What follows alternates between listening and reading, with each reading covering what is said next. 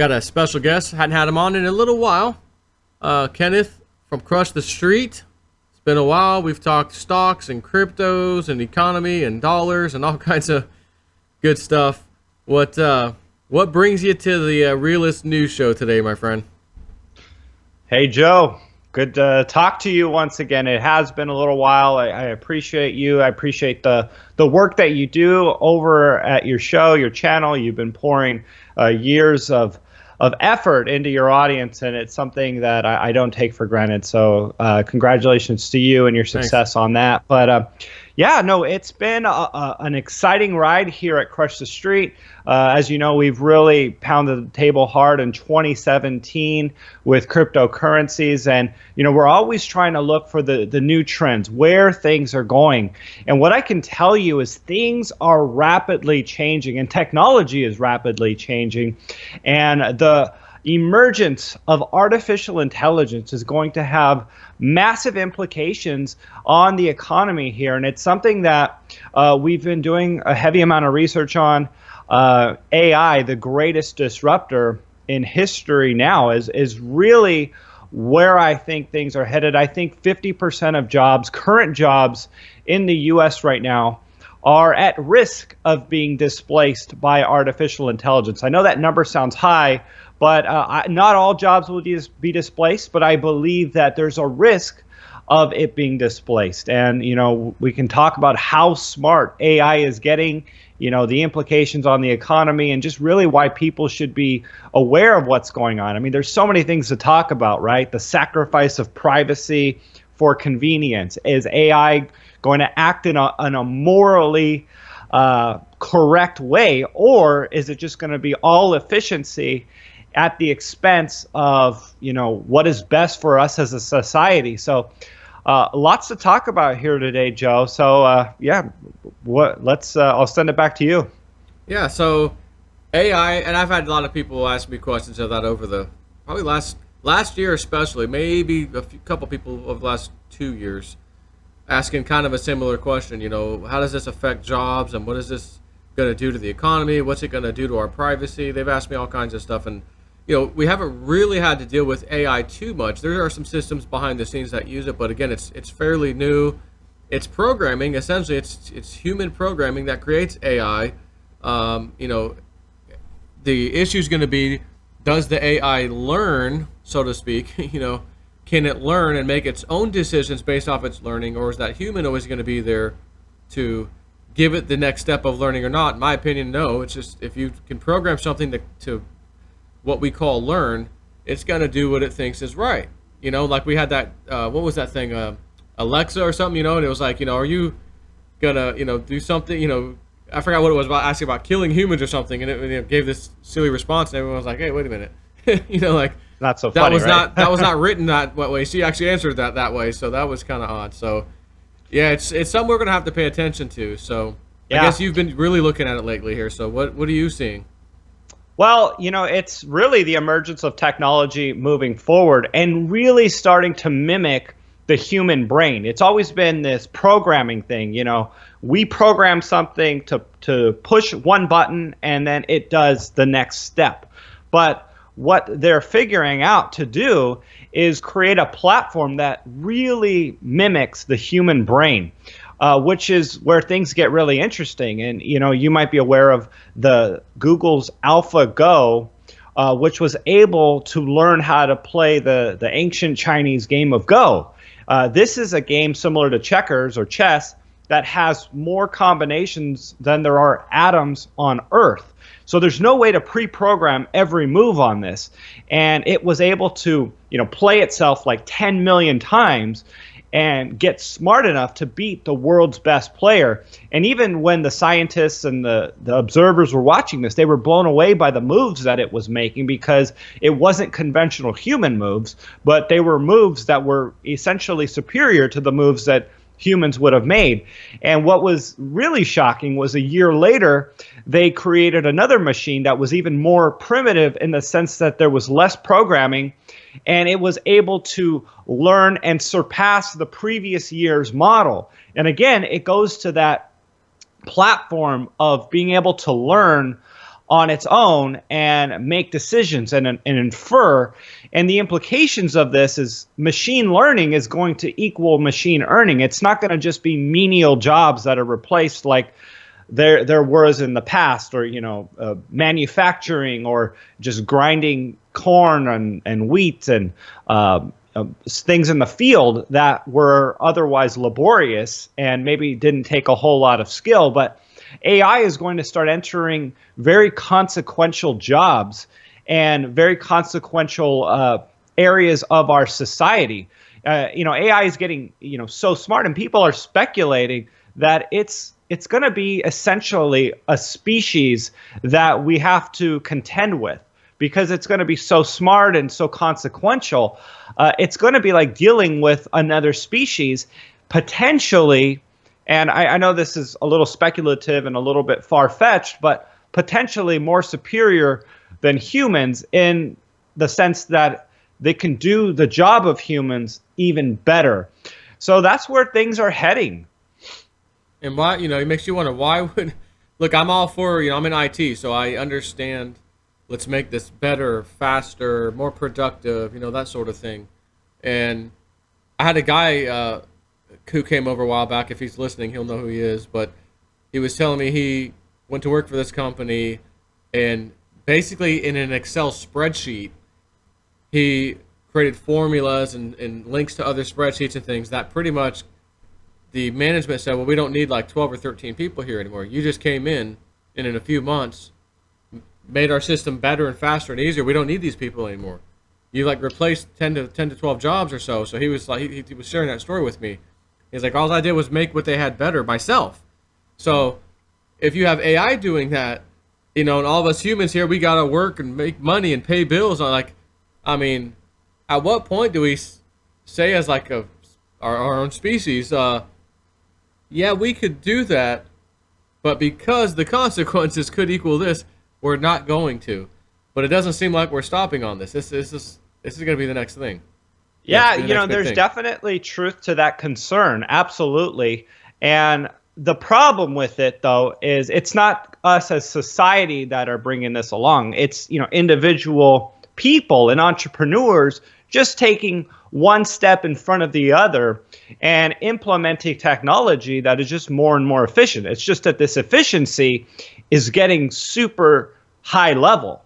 And so it's very difficult to stop that, because, if one business starts to use this efficiency, another business that isn't is simply, it may just become obsolete and less efficient and unprofitable. And economics might simply wash away those that don't decide to move forward, which is part of the reason why I think it's important to be thinking about this and to think about ways to be nimble in this changing environment. I think it's very strategic in what you're doing and the occupation you have and the sector you're in, because I think there's going to be a lot of demand for people in the IT area, or engineers and people to program this artificial intelligence. But you're right; it does beg the question of what happens to all these people who are displaced by artificial intelligence. You look at the driver; that's the number one occupation in the U.S., whether it's Uber driver, taxi drivers, truck drivers, tractor drivers, what have you. This is a job we know for sure is at threat and at risk of being displaced by artificial intelligence and driverless cars. So these people need to start thinking about what's going to happen when you have a competitor that might be a lot less expensive than their man hours competing for their same job. So that's something that we need to start thinking about as a society. But the flip side is that I'm optimistic that there's going to be frontiers and new sectors and indirect sectors that are created from artificial intelligence that we haven't really even considered yet. And I'll give you an example. If you go back to when the automobile was created, obviously it displaced and it disrupted the horse and buggy industry. But consider that all the jobs that were created to build the cars, that's like the direct impact on the positives. But what about the indirect sectors that were created or industries. Now travel became a widespread thing in the U.S. and you have hotels popping up around the country that were not otherwise there on a widespread basis. And, a really indirect sector that probably many people weren't considering was, drive-throughs and fast food. Yeah. And, if you want to take it a step further, maybe, it helped the medical industry for people becoming more and more unhealthy over time. But, so I'm optimistic that artificial intelligence is going to create opportunities that haven't really been fully understood yet. And, even right now we have Airbnb, which has 5 million listings at any one given time and 200, 300,000 leases that happen each day that is coordinated by artificial intelligence. Now, this has made travel less expensive and it's created opportunities for people to be entrepreneurs that were never entrepreneurs in the past. So there's two sides to this coin. Elon Musk believes that there's going to be a 10x reduction when we start getting driverless cars and AI in the driver's seat. So, what does that start to do for these major metropolitan cities all around the US and around the world, which, if you want to drive 10 miles, it takes you 30 minutes. But maybe with AI, that unclogs the arteries that go through these cities, and all of a sudden now people can drive further and do more business and get more done, and the plumber can do more, the HVAC guy can do more. And so there's a lot of opportunities that I think are going to be freed up. I think it's probably going to be a good thing for the economy. I mean, Vladimir Putin is saying that it's going to be an arms race, for who has the best artificial intelligence. Yep. So I think it's something that we can't ignore, but we need to be talking about, because like you said, it's not all good. So there's a balance, and the more people talk about it, the more we can encourage, what is best for humanity, what is best for society, in the balance of our sacrifice of convenience for a sacrifice of privacy for convenience. Yeah, it reminds me of my wife's Facebook app on her phone, and I'm like, get that thing off your phone. Just use the website. Don't use the phone, the app. Well, it's just so easy and convenient. Well, but it listens to everything you say so that it can serve you relevant ads. So even when you go back to your computer and you start searching for stuff, or you're on some website, all of a sudden you see ads about dog food when you and your mom were just talking about dog food that she feeds her dog on her phone. Is that really what we want out of this? Absolutely not. But imagine cars. I mean, well, I'll give you an example, of something we may not need but is convenient at times. And if all of a sudden AI knows you're going to be heading into downtown LA or wherever you live, somewhere in Florida, I live here in the Austin area, and I have it inputted into my Google Calendar that I'm going to be in downtown Austin at 9 a.m. in the morning. All of a sudden my AI is going, hey, just to let you know, there's an accident on the road, maybe you should go a different direction. And we might have appreciated that in the moment, but we gave up our privacy of what we're doing at the time for that. And something that people are going to start thinking about, and it's going to appeal to people on large scale basis, is AI monitoring our health on a real time basis. How many people have died since the beginning of time out of nowhere because of a heart attack or something that happens in our brain, or we didn't catch cancer in time, or diabetes, what have you. But AI, they're talking about this monitoring, these chips, or what have you, that is going to monitor our health on a real-time basis, and talk about the ultimate surrender of privacy of people watching that. But the exchange is that you might live, you might mitigate a heart attack at 60 years old, and now you live to 80 or 90 years old. Who knows? And so I do see both sides of the equation, and everyone needs to start to think about how much of their privacy they're willing to give up. I mean, we know of people in societies that have really cut themselves off, right? I mean, look at the Amish communities and what have you, and they've said, hey, we don't want any of that. And but look how they live and how rough they have it. Exactly. And I think for me, and honestly, I think a lot of people listening might agree with this. I don't say that you can sit here today and say, well, I want to punch in where I'm going on Google Maps, and okay, now set me a route, and see, because now I know that information is stored, and Google and or Deep State has access to it and may use it for whatever reasons.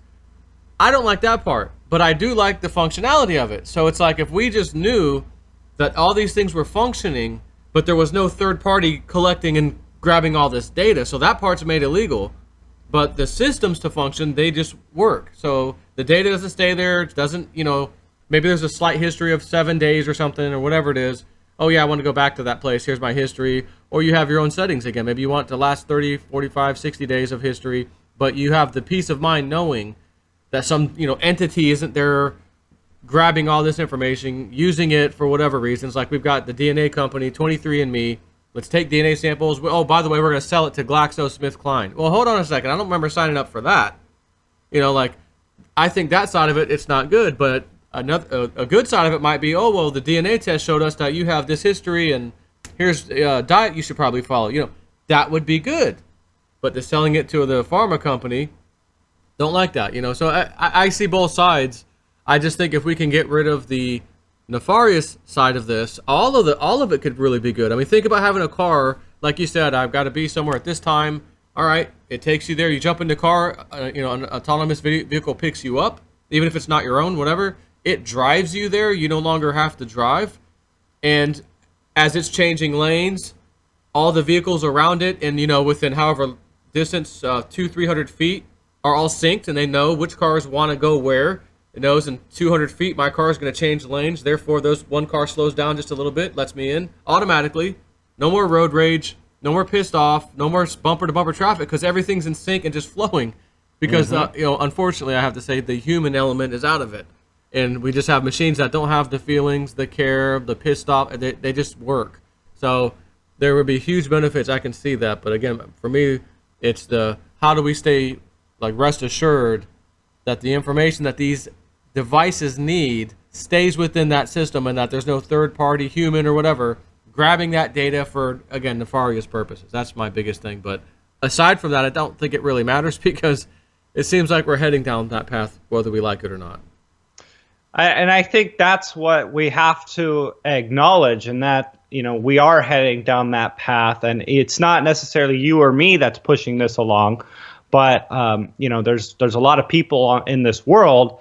And, entrepreneurs are putting one foot in front of the other, and it's just technology moving on. It's just society getting more efficient when you think about it. If you go back into, the 1800s, what it took 90% of our economy to produce agriculture. It was 90% of our GDP.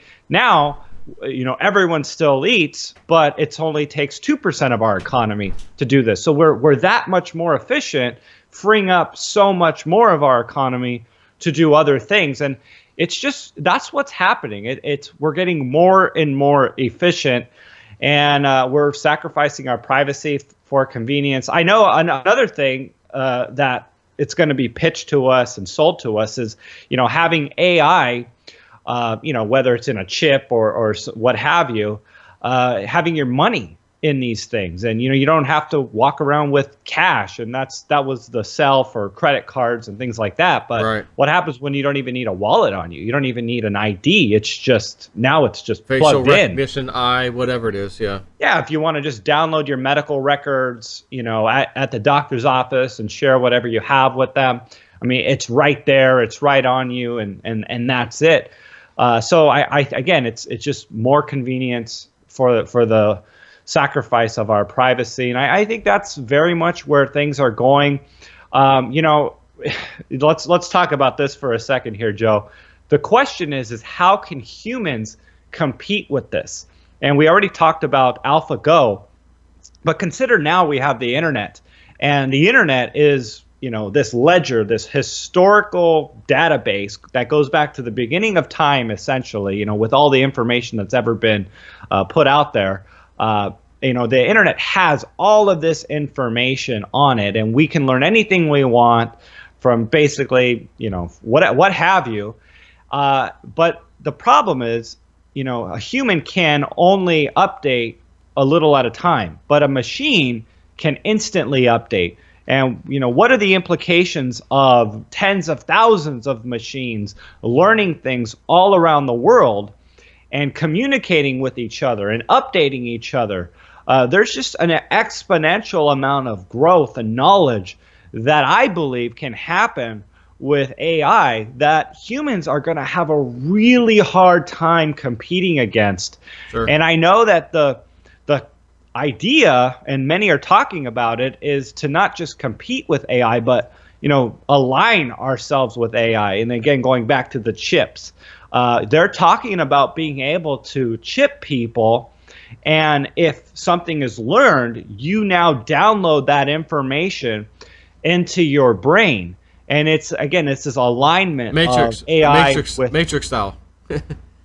Like the Matrix. Yeah, it really, and it is crazy, and they're really doing these things. They're testing it on rabbits and animals. They're teaching one animal something, uploading it into a chip, and teaching it to another animal. They're talking about tapping into our neural networks. Really what controls our reality, and the part of your brain that you basically fall asleep and you dream and you think something is real. Imagine if, let's say, I go skydiving, I have this great experience, or this experience I want to share. I download that experience into my chip, and I share that with you. And all of a sudden, now you think, and you've had this experience, or the same experience that I had skydiving, because it's now like in your brain. It's in your reality of what you think is real. And that is where things get really weird, because if they're able to do that, the rabbit hole implications of that are that they can really control our reality. Yes. And that's just like a hijacking of our life. Our whole life, yeah. So I think of, voting, and this is who we should all vote for. Well, where did we get that thought from? Someone's chip got a virus on it and it spread, and we're all zombies voting for. So yeah, I mean, there's got to be certain things where we just draw the line and say that's, we can't do that, or it's not acceptable, or whatever, because of the possible outcomes of some nefarious activity that could be done. But again, that's a small amount of it. The bigger picture is taking humanity and technology to the next level, which again, it's like you said, it's all about efficiency. Plain and simple. There's going to be a day where we don't drive, and they're going to look at like, you actually sat there and did this and hit the brakes. Yeah. Wow, how stupid was that? Like, well, we didn't have the technology at the time. Now we do. Mm-hmm. Now our cars drive ourselves. We don't care anymore. Yeah. Well, and you know what? The positive to that is I do ultimately think it will be safer. If you consider just, for the last how many years we've been flying in airplanes, it's the safest mode of transportation. Yep. And, we're trusting a machine to do this. And when you consider why people die on the road, they always compare it to, well, it's safer than driving on the road. It's not because a car malfunctions that people die on the road. It's because a human makes an error and we hit somebody else. That's why people die on the road. That's why a motorcycle gets hit. It's because somebody makes an error and crashes into somebody else. It's not because the engine shut off or what have you. Yeah. Unless you're in a Tesla. Unless you're in a Tesla, right? Anonymous mode, and it maybe didn't get the last update and hit a barrier. That might not be your fault. Yeah, absolutely. Yeah, but like you said, we're going to be removing human emotions out of this. I mean, we're not going to have drunk vehicles driving. We're not going to have sleepy vehicles driving. There's going to be a lot of things that do change as we have autonomous vehicles. I mean, our cars might become offices. Instead of having to waste our time driving, now we're working reading books. Yeah. Oh yeah, we're just working in the car or what have you. So things are going to be changing, and I want people to be open to this idea of technology moving forward, and balancing it with what is good for humanity. What we should be careful with, and I think if enough of us are staying in the know about this, we can encourage humanity to demand, certain controls on artificial intelligence. And, if enough of us say, hey, just like with YouTube or Google and any of these platforms that are censoring people, if enough of us rise up and say, hey, this is a problem, new alternatives will arise and provide solutions to these real concerns that people have.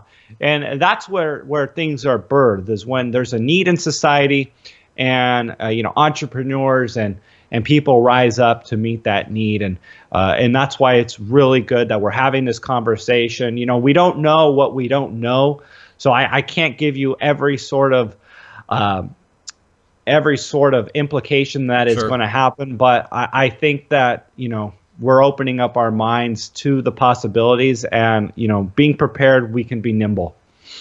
Yeah, I would strongly agree with that. And I love tech stuff. I love technology.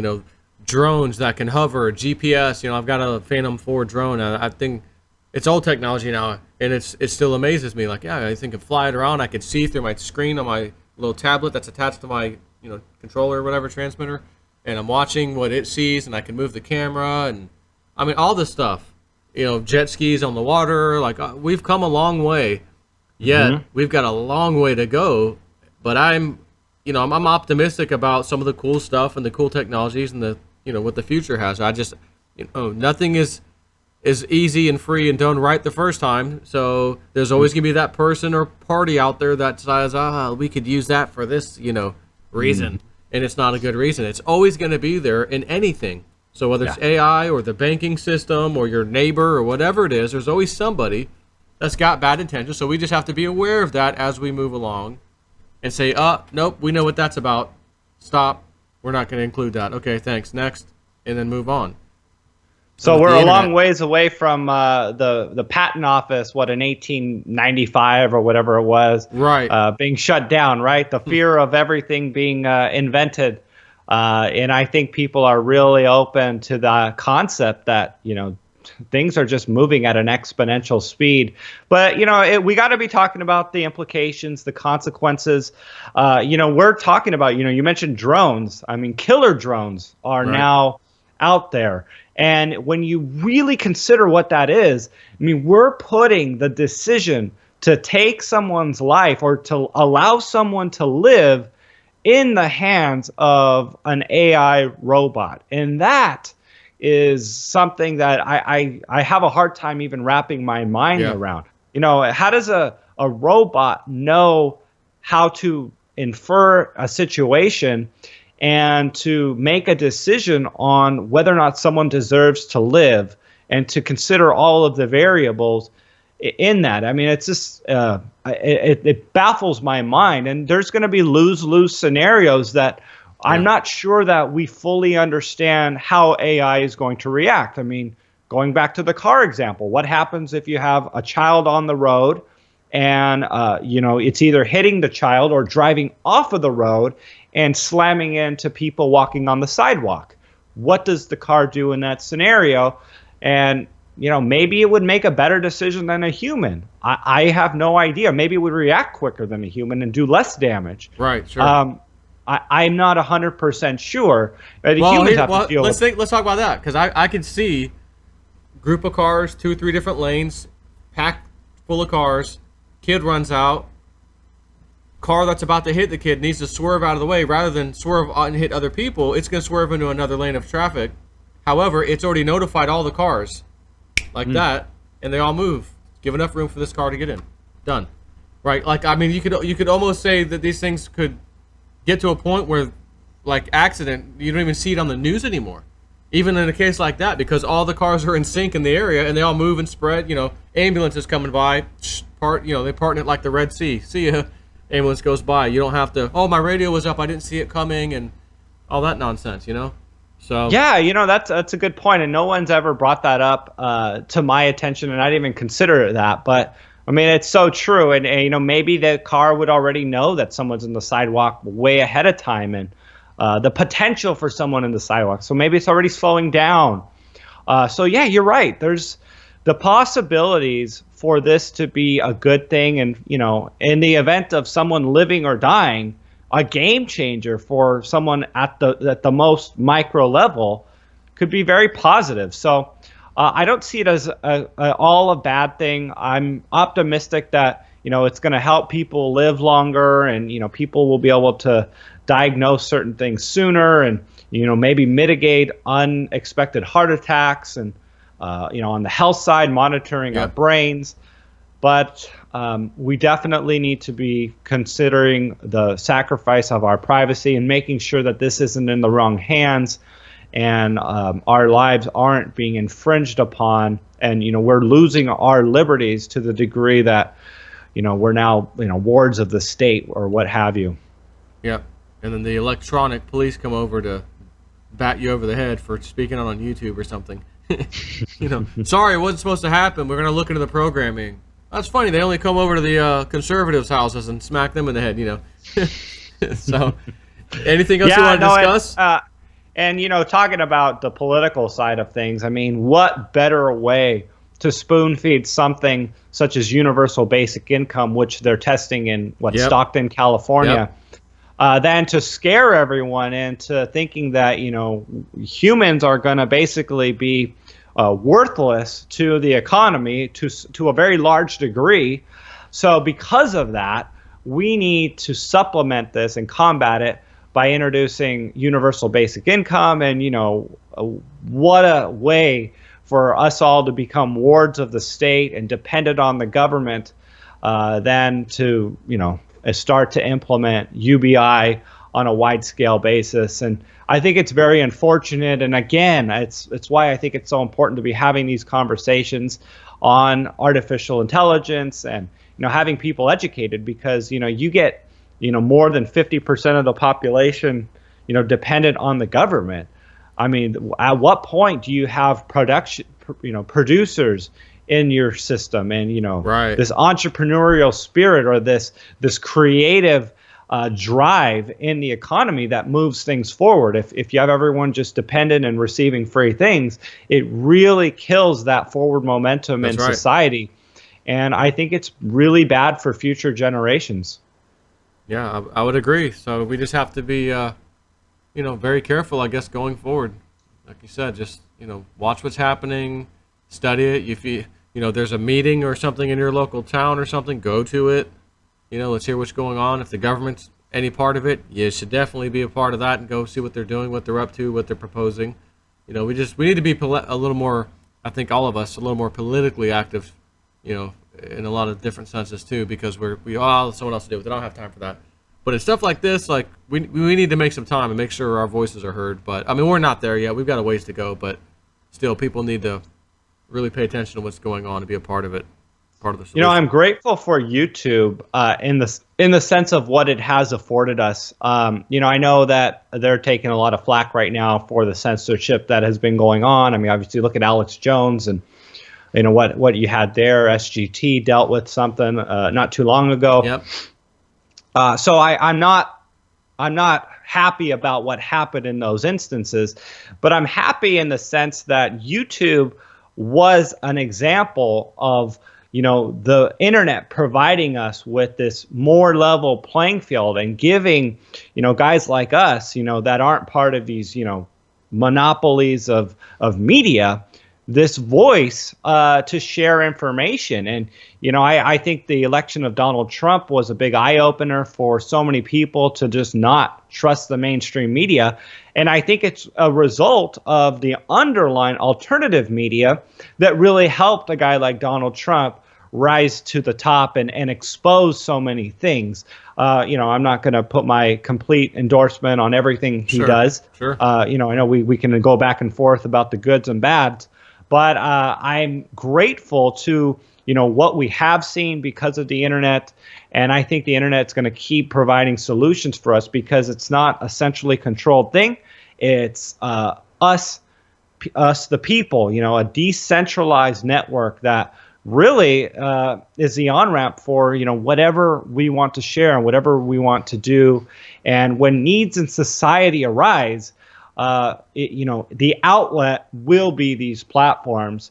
And again, I'm very grateful to what we've seen over the last 10 years as things have progressed. And I think the bad is going to be outweighed with the good of just people discussing these problems, discussing what we have going on and voicing their opinions and being proactive. Yep. Well, Kenneth, it was a pleasure having you. Is there anything else you want to discuss before we wrap it up? No, I first of all, thanks for having me on your show today, Joe. It was a pleasure talking with you. If people want more information, we wrote a report at crushthestreet.com/AI. If people want to get more information on that, we're happy to share that for free with everybody. But other than that, thanks for having me on the show. All right. Well, till we meet again, my friend. Take care.